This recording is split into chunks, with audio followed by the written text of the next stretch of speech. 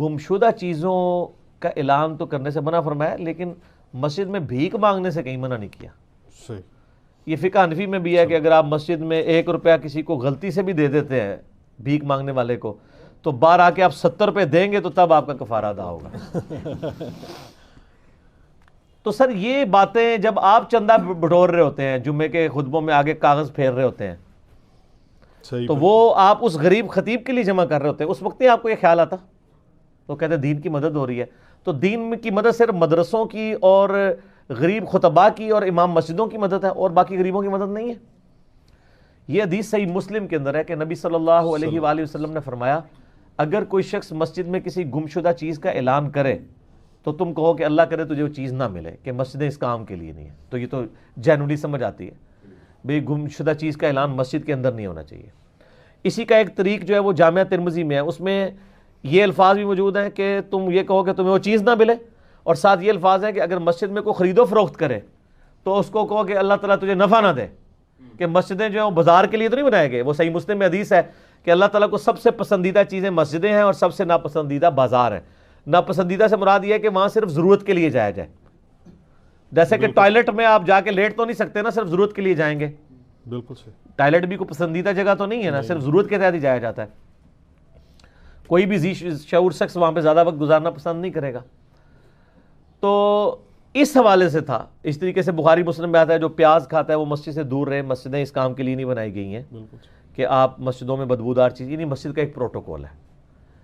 اب رہا وہاں پہ کوئی غریب آدمی اپیل کرتا ہے تو اس کا ڈیکورم ضرور ہونا چاہیے کہ اگر کوئی اپیل کے لیے کھڑا ہوتا ہے تو امام مسجد اسے یہ کہہ دے کہ بھئی آپ دروازے پہ چلے جائیں، وہاں پہ آپ کو ملے گا، اس کو ڈانٹے نا۔ قرآن پاک میں تو نبی علیہ السلام کو حکم ہوا ہے وَأَمَّا السَّائِلَ فَلَا تَنْهَرْ، اگر آپ کے پاس کوئی سائل ہے آپ نے اس کو جھڑکنا نہیں ہے۔ پھر سورہ بنی اسرائیل میں ہے کہ اگر تم سے کوئی غریب مانگتا ہی ہے نا تو تم اگر اسے کچھ دے نہیں سکتے کم از کم جھڑکو مت، ٹھیک ہے نا، بس آپ ریکویسٹ کر لیں۔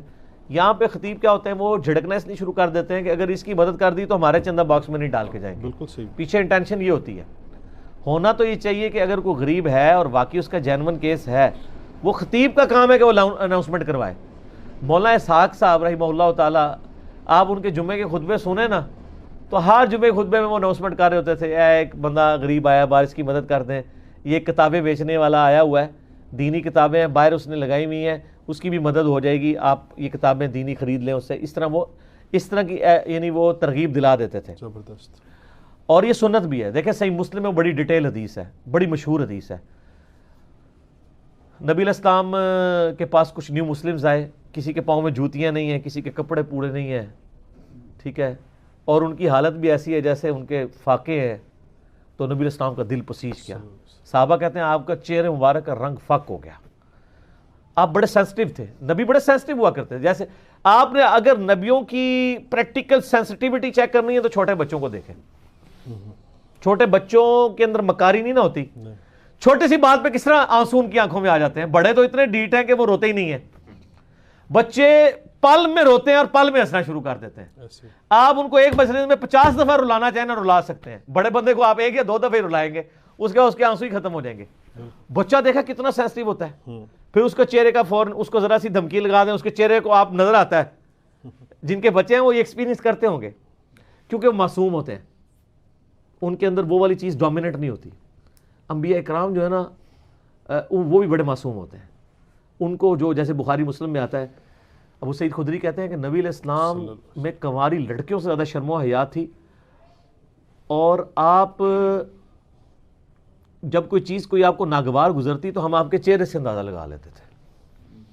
یعنی آپ علیہ السلام کو اپنے چہرے کے ایکسپریشنز کے اوپر بھی اختیار کوئی نہیں تھا، فوراً ابرپٹ ہوتا تھا۔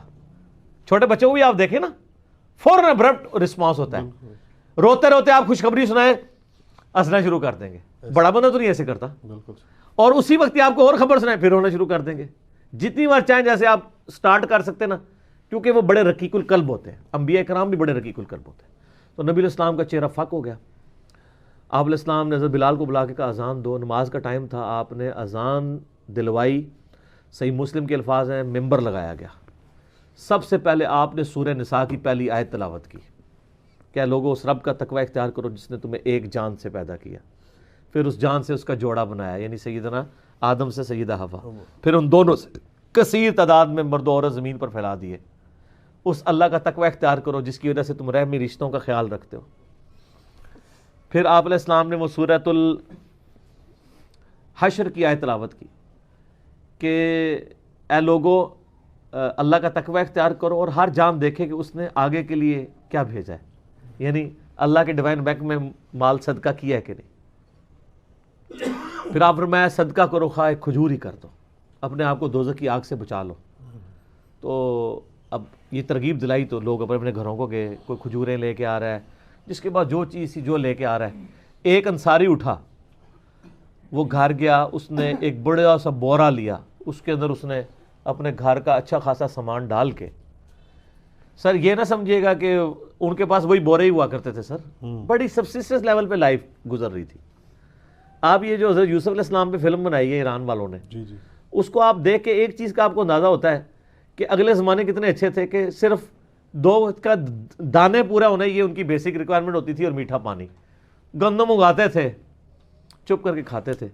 یہ آج کل جو عذاب پڑا ہوا ہے، کراچی والے پنڈی نوکری کرنے آئے ہوئے ہیں، پنڈی والے کراچی گئے ہوئے ہیں نوکری کرنے کے لیے، یہ عذاب نہیں تھے اس وقت۔ اپنے اپنے علاقوں میں اپنا اگایا کھایا، اپنا وقت پاس کیا، پھر وہ دن بھی اللہ کے لیے اویلیبل ہوتا تھا۔